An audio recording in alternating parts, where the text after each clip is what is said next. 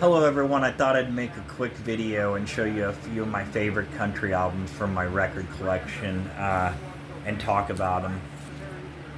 First one I'd like to talk about is Waylon Jennings' Honky Tonk Heroes. This is an original pressing, which is hard to find. You could probably find a few on eBay for anywhere from $40 to sometimes over $100. This one's in near mint, even though I've played it over 100 times. If you have a decent turntable and stylus, your records will be just fine. Just take care of them. The notable thing about this album is it was the beginning of what jump-started the outlaw country movement that would not exist without this album and these songs. And the outlaw country movement, of course, referred to Waylon Jennings, Willie Nelson, Kris Kristofferson, Jesse Coulter, but also hidden in that and on the outskirts of that was Roger Miller. Yes, Roger Miller. He was living just as fast and hard, and not only that, but he was outside of the Nashville sound. He was something all his own. Also, David Allan Coe was on the forefront of this, and honestly was an outlaw way before these guys, musically and in the real sense of the word. But he's done so many sketchy and backhanded and trashy things throughout his career that it's tainted his career and his legacy, and that's really sad because David Allan Coe really is one of the finest songwriters to ever walk the earth and a real poet in all senses of the word. But anyway, let's get back to this. On this album, every single song is written by a man named Billy Joe Shaver, which is a Texas songwriter, one of the finest songwriters to ever walk the earth. Unfortunately, he died within the last few years, which is really sad. But he had met Waylon Jennings when Waylon was still pop country. Waylon was clean shaven and in a suit and making radio-friendly pop music, and Willie Nelson was as well. And now, don't get me wrong, they had started to evolve on their own, and that's how they got involved with Billy Joe Shaver and things like that. But Billy Joe Shaver finally got tired of waiting and walked into a recording studio past a group of Hells Angels that were protecting Waylon and the band, and they were protecting them because there was illicit substances and things like that involved in large amounts of money, of course. So anyway, he walked right past them and asked Waylon, so are you going to record my damn album or not? And Waylon finally recorded it. They used a lot of rock and roll type production in the sound. I'm not saying the album was rock or rock and roll, but if you listen to the production and you're used to listening to music and production and ever been in a studio or anything like that, or are an audiophile, you know exactly what I'm talking about when you hear this. The songs were a poetic view of life on the edge of society and life as a traveling gypsy and vagabond and troubadour and hard drinking, hard living look at themselves and at the society we live in. It's wonderful. There is not a bad song in here. There is not. This album is perfect in all ways, and if you're an outlaw country music fan, which I'm a country music fan in general, I'll listen to everything from Loretta Lynn to Garth Brooks. I love music. I don't have likes or dislikes when it comes to music. I love music. If I don't like it personally, that's subjective, because what I don't find in it, somebody else is going to find in it. And not only that, but there's been times where I think I don't like an album at all, and then I'll come back to it years later and I'll be like, man, I was really missing out, you know? This is an album you don't want to miss out on. Please take the time to listen to it. Stream it on YouTube. Pick up a copy if you're lucky enough to find a copy. eBay, you could probably get a new copy for 20 or 30. You can get original issue probably from 40 to 100. I can't drop that kind of money on records right now, that's for sure. But get it on CD if you have to. But please check it out, and if you have heard it, leave your thoughts in the comments. I'd really love to have it to where people come to my videos and my part of the channel. My wife does a lot of homesteading type videos on here with her soap making and stuff too, but I'd love for you to join us and let's start a music community on YouTube. I know there are still little sects of communities, sects as in SECTS, on YouTube, but we could make a huge community that revolves around real music discussion and our love for our collections and music in general. And anyway, just old guy stuff like that. Okay, and if you're young, please join us too, man. A lot of you young kids don't get the credit you deserve. You really don't. I have met a lot of young men and women that have better musical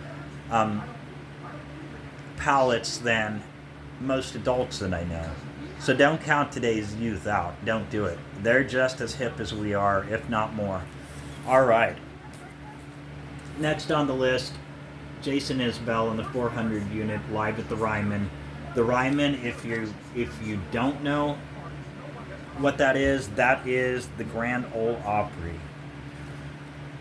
A very sacred place, and it's hollow ground, if you know what I mean. Hank Williams himself stood on that stage. Patsy Cline stood on that stage. Ernest Tubb stood on that stage. I don't even need to go any further than that. Hank, unfortunately, was taken out of the Grand Ole Opry as a member because of missing appearances due to drinking and other substance use. Unfortunately, they never reinstated him, and that's, a problem with a lot of Hank Williams fans and stuff, and I personally think he should have been reinstated, but at the same time it doesn't really matter because Hank Williams' legacy speaks for itself. But this Jason Isbell album comes with 2 records, and it's with his band, the 400 Unit, recorded at the Grand Ole Opry. There's a lot of fantastic songs on here. Elephant, which is one of the saddest songs I've ever heard in my frickin' life. Cover Me Up, which was covered by Morgan Wallen recently. If We Were Vampires, which is one of the greatest love songs I've ever heard. And I am a huge Jason Isbell fan. He's one of the finest songwriters out there, and I say that about a lot of people, but if it's true, it's true. And you run out of different ways to say it. He's a fantastic songwriter. He's one of the best of our generation. Me and my wife have tickets to see him next month, and I cannot tell you how excited I am. Best tickets we've ever been able to snag in our life for all the concerts we've been to. We are going to be front row or within the first 2 or 3 rows right by the stage, like down in the orchestra section, so I cannot wait for that. Unfortunately, this album is my least favorite of Jason Isbell's. I don't know if it's the record pressing. I don't know if it's the production or what it is, but this does not come off very well.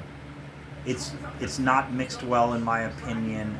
His vocals are mixed flat in with the music, making it very hard to hear the vocals and his and the words. So yeah, not my favorite album at all, but Jason Isbell is notable and worth mentioning here. And I'm not saying don't pick up this album. You may pick it up and feel different about it. I've been playing it on my 1970s turntable and system and JBL speakers, which is a very nice setup that I was lucky enough a friend hooked me up with for a price and 0 money down because he's a good guy, and I can't thank him enough. Norman, if you ever watch this, brother, know I love you and I appreciate you.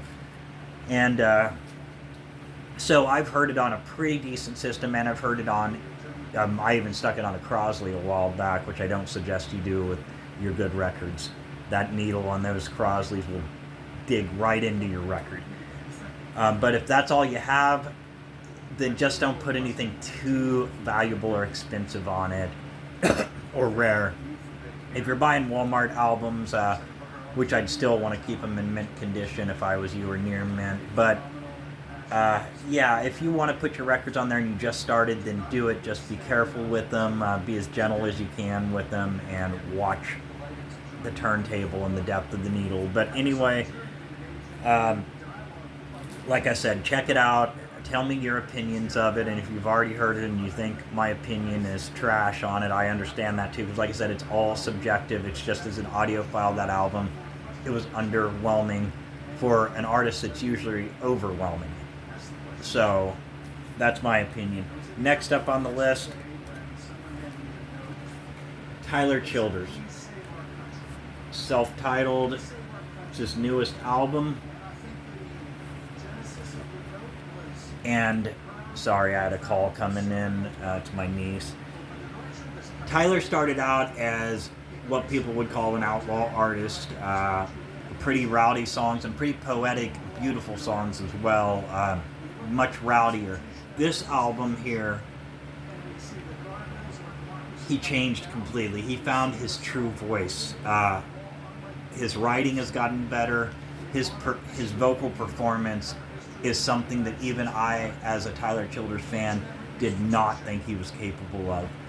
But this album deserves a Grammy, which Grammys don't matter, neither do MTV Awards, neither do Country Music Awards. They really don't, because honestly it's a bunch of political backstage ass kissing and all that. You want to pay tribute to an artist, you buy their albums, pick up their albums, even stream their albums for free on YouTube, and you spread the word to other people that if you love the album, and or if you even like the album, you share that music, and that's how these guys get recognized and honored, and that's also how they make money. They don't make money through album sales. The record company does. They make money through people coming to see them live, buying their personal merchandise at the shows, and supporting them by spreading the word. Anybody that tells you music streaming is bad or file sharing's bad or anything like that, no, don't listen to them. It's just like checking out a library book. Stephen King doesn't get paid for every library book that's checked out. But Stephen King is where he is and wealthy like he is because of people knowing his name and his name becoming a household word and part of our popular culture. So that's how it works. And anybody that tells you otherwise, whether they're an artist, a musician, or whatever, it's not true. If I streamed and downloaded an album for free and I liked it and I got the opportunity to buy it for my collection, guess what? I'd buy it for my collection, or I'd buy a shirt, or I'd go see them live, or I'd tell 1,000 other people about it online, and that's going to benefit them more than they realize. So like I said, that's been a big controversy in the past. I've brought myself under fire in the past for it, and it's a hill that I'm willing to die on. This album, well worth your time. In Your Love is one of the most beautiful songs I have ever heard in my life, and his version of Help Me Make It Through the Night is wonderful as well. In Your Love, he did a video for it about two gay men who are in love, and it has a very sad ending, and that offended a lot of country fans and a lot of music fans, and if you're offended by that, that's your own bigotry and that's your own issue.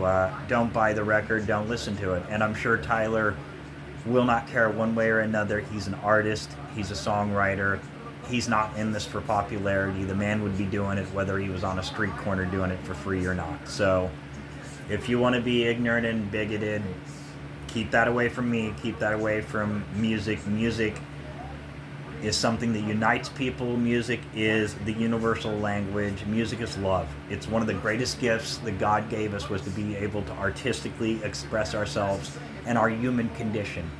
So, like I said, you keep that and you move it right out of here, because none of us need it or want it. Now, last record of the day, and then I'll cut this short because I've got an appointment I have to keep. Loretta Lynn, Van Leer Rose.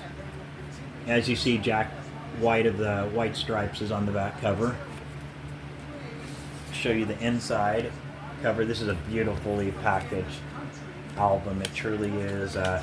My copy is near mint, and I know I'm not supposed to hold my records like that, but I'll clean them too. I don't hold them like that, and like I said, I probably should, because I shouldn't be getting my finger oils and all that on there, but it makes little difference unless you're truly scratching or damaging the record. This album is notable because, in my opinion, it's my favorite Loretta Lynn album, and I think it's the best work she's ever done. Jack White of the White Stripes met her. He had been a lifelong fan. They struck up a really close friendship. a relationship. They weren't together or anything, but I mean like a real relationship, like what you have with true friends and family and things like that, and close people. And he talked her into, after decades, after over 20 years of not recording or writing a song, to write her story and her songs again, and let's do an album. And what resulted was one hell of a backing band with Jack White and a couple other musicians that he knew, and I'm not sure if they're studio musicians or touring musicians. I'm sorry that I don't know their names and more about their backstory. But him and her hit the studio, and this album is very emotional for me because as a Loretta Lynn fan for life, I feel her pain and I feel her understanding of the world and her experiences, and it's her voice on this is amazing. She was 63 or 65, I believe, when this was recorded, and in my opinion, it's better than the stuff she did when she was 20. And that's my honest opinion. And if you've heard the record, please leave your comments. Please let me know what you think, because like I said, music is subjective. This was also printed on Jack White's record label, Third Man Records, is that right? I believe so. If I'm wrong about that, please let me know in the comments. I don't see very well without glasses, and I don't wear readers because they make me motion sick most of the time, so I go around with blurry vision half the time. So, but I believe it's Third Man Records. The notable thing about that is this is one of the first new records pressed on new machines in the United States in a very long time. Jack Black made that happen. This was the first record pressed off it. I am fortunate to own a copy. I got it right after it came out because the prices on these have skyrocketed for this first issue, up to upwards of $200 in some cases. Mine's not for sale, even if they listed it as $500 tomorrow. Now, don't get me wrong, I need the money, but it's not for sale. It means too much for me to preserve it and make sure that I have a copy to spread my love of it and to listen to it myself.